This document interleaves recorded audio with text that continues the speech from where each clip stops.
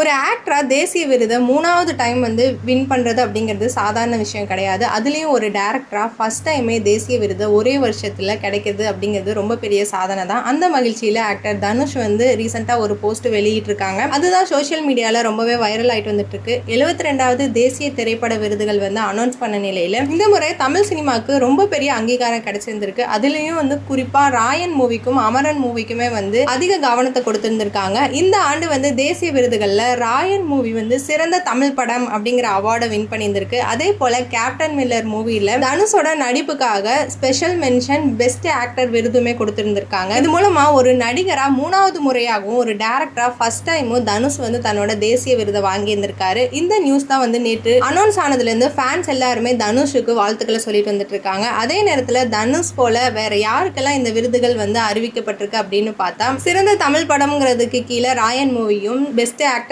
கீழே வந்து தனுஷ் அவங்களுடைய கேப்டன் மில்லர் மூவிக்குமே சிறந்த டைரக்டர் அப்படிங்கிறதுக்கு அமரன் மூவியோட டைரக்டர் ராஜ்குமார் பெரியசாமி அவருக்குமே கிடைச்சிருந்திருக்கு. சிறந்த பின்னணி இசை அப்படிங்கிறதுக்கு ஜிவி பிரகாஷ் அவங்களுக்கு அமரன் மூவிக்கு கிடைச்சிருந்திருக்கு. சிறந்த எடிட்டிங் அவார்டு வந்து ஆர் கலைவாணன் அவங்க அமரன் மூவிக்கு கிடைச்சிருந்திருக்கு. இதனால தமிழ் சினிமா மீண்டுமே ஒரு தேசிய அளவில் தன்னோட தரத்தை நிரூபிச்சிருந்திருக்கு. இதை தொடர்ந்து தனுஷ் தன்னோட சோஷியல் மீடியாவில் ஒரு பெரிய போஸ்டே போட்டிருந்திருக்காங்க. அந்த போஸ்ட்ல அவர் என்ன சொல்லியிருந்திருக்காருன்னா, ஓம் நமச்சிவாய அப்படின்னு ஸ்டார்டிங்ல தொடங்கி இருந்திருக்காரு. அது மட்டும் இல்லாமல் ராயன் மூவி சிறந்த தமிழ் திரைப்படத்திற்கான தேசிய விருதையும் கேப்டன் மில்லர் மூவியில் சிறந்த அங்கீகாரமான சிறந்த நடிகர் விருதையுமே எனக்கு கிடைச்சிருந்திருக்கு. இதை ரொம்பவே பணிவாகவும் எமோஷனலாகவும் என்னால் ஃபீல் பண்ண முடியுது. இந்த உயரிய அங்கீகாரத்தை எனக்கு கொடுத்த தேசிய திரைப்பட விருது நடுவர்களுக்கும் தேர்வு குழுக்குமே என்னோட மனமார்ந்த நன்றியை சொல்லியிருந்திருக்கேன். என்னோட திரைப்பயணம் முழுவதுமே தொடர்ந்து எனக்கு சப்போர்ட் பண்ணிட்டு வந்த பத்திரிகையாளர்களுக்கும் சரி, மீடியாவுக்கும் சரி, சோஷியல் மீடியா நண்பர்கள் எல்லாத்துக்குமே உண்மையான நன்றி கடனா நான் இருப்பேன். ஒரு ஆக்டரா இது என்னோட 3வது தேசிய விருது. ஒரு டைரக்டரா நான் பெற ஃபர்ஸ்ட்